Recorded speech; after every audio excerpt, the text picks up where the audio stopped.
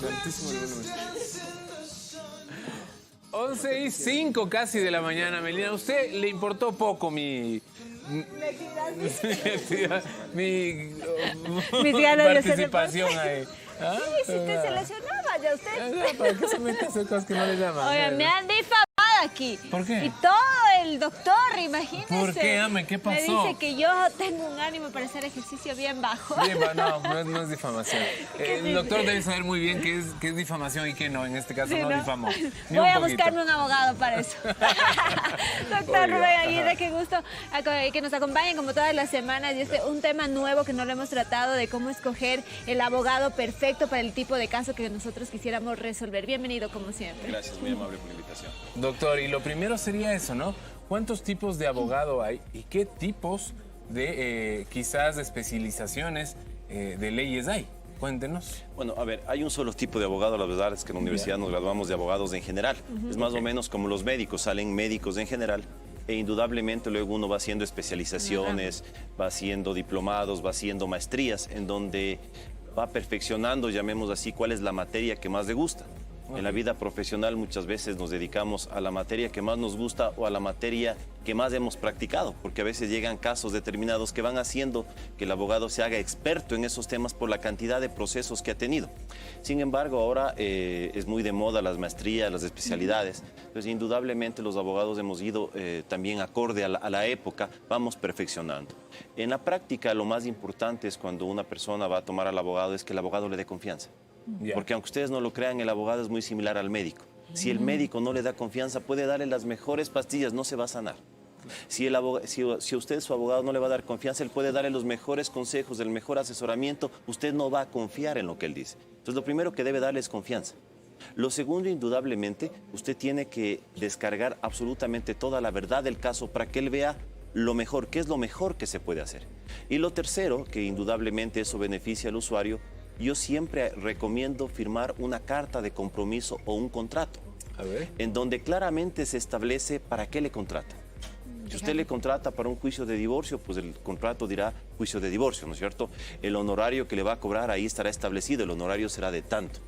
Los gastos estarán dentro de ese honorario, serán aparte, qué gastos va a existir, ¿no es cierto? Previo a realizar los gastos que necesite la autorización del cliente, capaz de que el día de mañana, como en toda transacción, llamemos así, no haya sorpresas y no haya equivocaciones, porque hay procesos que a veces tienden a durar mucho tiempo. Entonces, si usted va a mi oficina, fijamos un honorario profesional, quizás hasta la semana, 2 semanas, 2 meses me voy a acordar exactamente cuál fue el honorario. Claro. Pero quizás después de 1 año, 2 años, ya no voy a recordar con precisión cuál mismo fue el honorario, cómo quedamos, incluso cómo quedó el pago del honorario, o si es que ya me canceló en su totalidad. Entonces, ¿qué es lo mejor? Firmar un convenio en donde esté en blanco y negro estipulado cuáles son las condiciones, para qué me contrata y qué es lo que yo le ofrezco. Otra cosa que indudablemente los profesionales no podemos asegurar es un triunfo. Tampoco podemos asegurar una pérdida. Lo único que podemos asegurarle es que vamos a hacer nuestro mayor esfuerzo para que usted tenga éxito. Porque creo que todo profesional de cualquier campo, cuando usted lo contrata, él hace su mayor esfuerzo para que usted tenga éxito. El arquitecto con los inmuebles, qué sé yo, el ingeniero en la construcción, el médico en sanarle. Pero ningún profesional le va a decir, por ejemplo, un médico no le va a decir, si se opera de esto no le va a pasar nada, no, porque quizás en algo sencillo, que sé yo, una cirugía de nariz, le da un trombo, le da un infarto y puede pasarle. Que es mínimo la probabilidad, indudable, pero siempre está la probabilidad ahí. Entonces el profesional del derecho es igual. Él lo que le ofrece es hacer su mayor esfuerzo para tener éxito. Y lo máximo que podrá decirle es que quizás él cree que tiene un buen porcentaje de éxito, pero nunca asegurarle el éxito. Y aquel profesional que le asegure el éxito, mi recomendación es mejor vea a otro, porque si está asegurándole el éxito, algo no está coordinando, ¿no es cierto? Indudablemente los profesionales sabemos cuándo vamos a poder tener éxito, pero asegurar el éxito incluso es hasta sancionado. Existe una ley para los abogados en donde si uno asegura el éxito puede ser sancionado, porque no podemos asegurar un éxito. Recuérdense siempre que un proceso es la tesis de uno más la tesis de otro, sujeta a la decisión de un tercero que es el juez. Recuerda que se podría comunicar con nosotros al 3970-813, 3970-822 o también con nuestro número de WhatsApp. Doctor, ¿en qué tipo de casos nosotros podríamos contratar un abogado? ¿Para qué ramas, por ejemplo? ¿En qué tipo de situaciones? Hay distintas ramas, no puede ser civil, penal, laboral, tributario, administrativo, en todas las ramas. En la práctica se toma un abogado cuando existe un conflicto. cualquier conflicto existente es necesario la presencia de un profesional del derecho. Incluso hasta cuando vamos a un centro de mediación, en donde podemos solucionar el conflicto amigablemente, necesitamos la presencia de un profesional del derecho. ¿Para qué? Para que él nos asesore, para que él nos guíe, para que él vea lo mejor para el cliente. Incluso para saber que los acuerdos que vamos a llegar sean factibles, sean lógicos, sean legales. Porque quizás nosotros podríamos llegar a un acuerdo y podríamos tomar decisiones que el día de mañana no puedan ejecutarse, porque existen disposiciones legales que no lo permiten, ¿no es cierto? Entonces, siempre es importante la presencia de un abogado en cualquier conflicto que exista en su vida. Doctor, cláusulas de confidencialidad. ¿Cómo se manejan? ¿Bajo qué parámetros? ¿Y qué pasa si es que se rompen? A ver, las cláusulas de confidencialidad generalmente se hace cuando se contrata a una persona, y la cláusula de confidencialidad es que aquella persona no pueda dar sus secretos, qué sé yo, si usted va a dar, ejemplo, una receta. Es que digo yo, cuando uno va donde un abogado, entre otras cosas, lo más importante es la confianza, como usted por dice. supuesto. Te cuentas cosas que no le cuentas ni al doctor. No, ni indudable. al doctor de cabecera en muchos casos. ¿Cómo me aseguro yo que mi abogado nunca se va a dar la vuelta? Bueno, primero por disposición de la ley. Los abogados tenemos la obligación de guardar bajo reserva todo lo que el cliente nos diga. Nosotros, indudable. Nosotros no podemos ir e indicar lo que el cliente nos ha dicho. Ni siquiera podemos servir como testigos en un proceso, porque es confidencialidad abogado-cliente. Entonces, si el día de mañana me llamara a fiscalía, por ejemplo, porque suponen que mi cliente cometió un delito, yo no podría declarar en contra de mi cliente ni podría indicar lo que el cliente me lo dijo, siempre y cuando me lo diga en una consulta jurídica. Porque otra cosa es en un tema de confianza, de amistad, pero como consulta jurídica, como cliente, el abogado tiene que guardar ese secreto. Sin embargo, si es que hay gente que podría dudar, no está por demás en el convenio de abogado indicar que cualquier declaración, cualquier cosa que le cuente al profesional de derecho, pues eso no podrá divulgarlo. Pese a que si no se incluye eso, está explícito. La Constitución, la ley, prohíbe a los profesionales del derecho indicar los secretos que nos han dado nuestros clientes. Buena acotación, doctor. Y para que ustedes también conozcan más detalles cuando contraten a un abogado, tenemos en la línea ya a Alicia Cueva. Buenos días, nos llama desde Quito. Sí, muy buenos días. Quiero hacerle una pregunta al doctor. Adelante, Alicia. Mire, doctor, nosotros tenemos un terreno que en el momento, o sea, es de problema de herencia, ¿no? O sea, el asunto es el siguiente, que en el terreno años atrás no había un cerramiento y una persona usurpó, se apropió de unos 300 metros del terreno en la cual construyó una propiedad. Entonces, yo no sé, quiero preguntarle si es que nosotros podemos hacer algún reclamo o está esto perdido. A ver, indudablemente podría ser un reclamo. ¿Por qué? Porque es su propiedad. Usted tiene que demostrar que es su propiedad y podría incluso iniciar un proceso de reivindicación, que es un tema civil, para que le reintegre el bien que es suyo, para lo cual lo único que tiene que usted justificar es la propiedad del bien. Y el de usurpación, que es un delito penal, es más bien cuando usted ha sido sacada a la fuerza del inmueble. Que de lo que usted me dice, más bien yo no veo un tema de usurpación, porque no veo un tema de violencia, un tema de sacarle a la fuerza porque usted ha estado ocupando.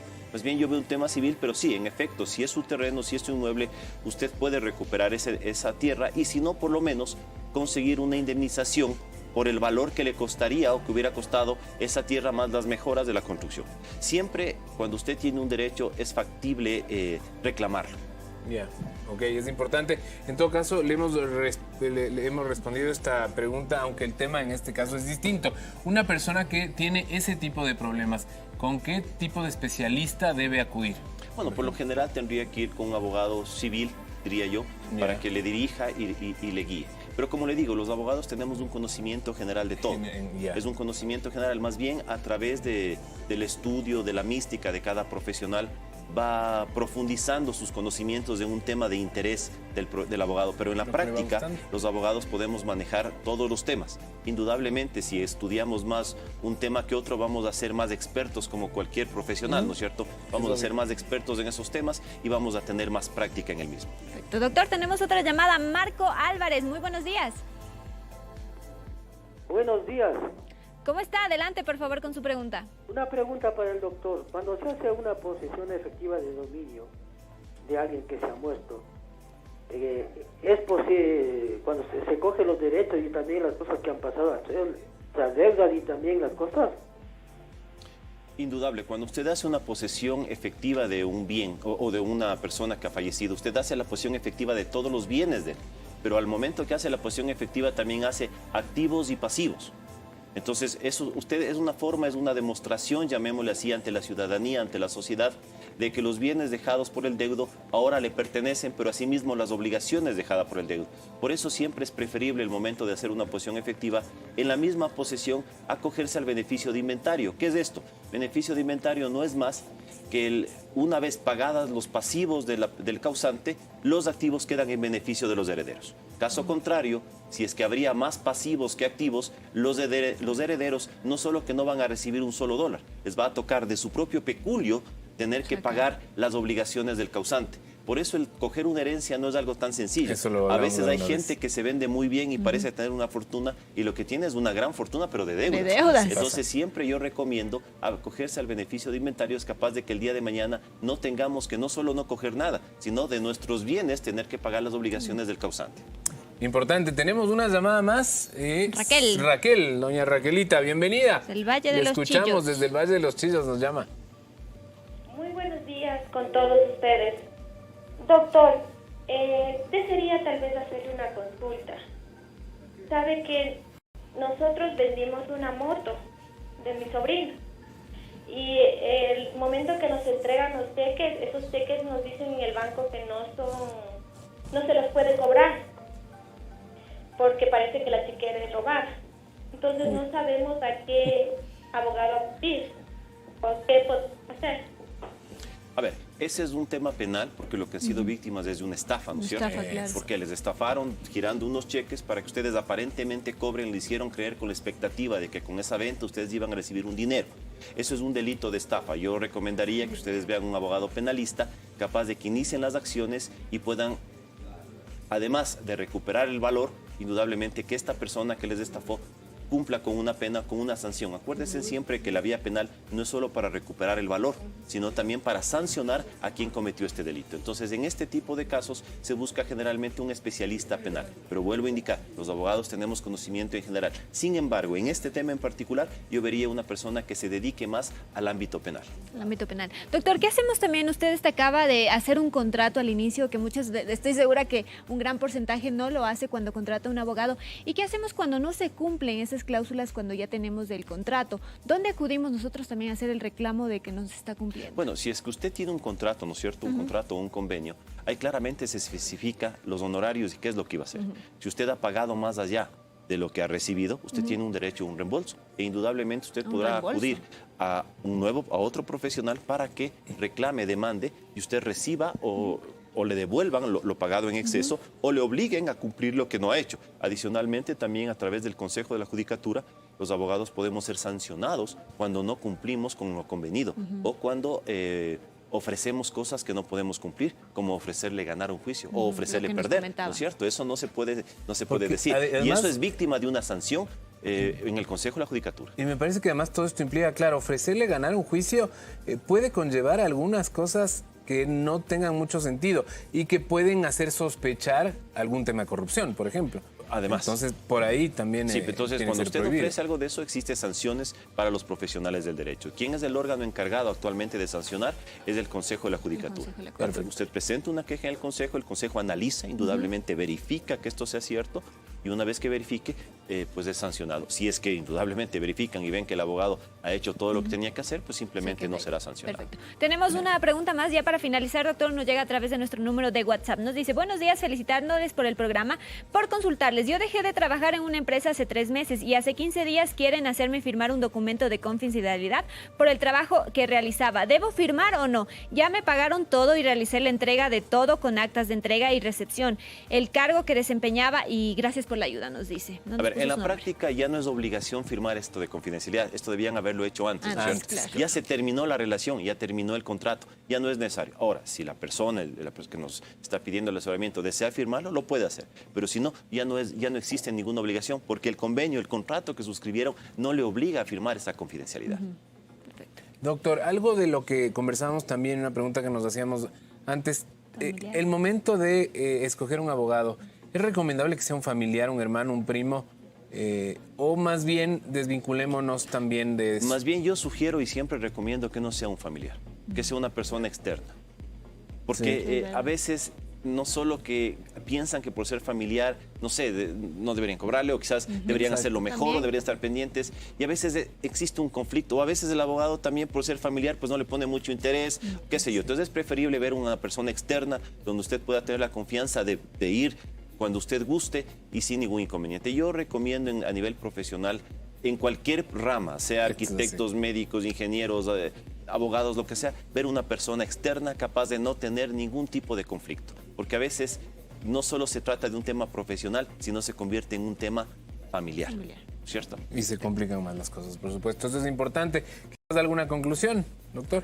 No, simplemente que siempre recomiendo firmar un documento en donde claramente en blanco y negro pongamos las condiciones para lo que se contrata, cuál es el objeto, cuál va a ser el costo, la forma de pago, capaz de que el día de mañana no tenga ningún inconveniente. Y más bien, lejos de perder un cliente, se gane un cliente y este quede satisfecho sabiendo del profesionalismo del abogado y el día de mañana, pues más bien, sea su cliente eterno. Cuentas claras, chocolate espeso.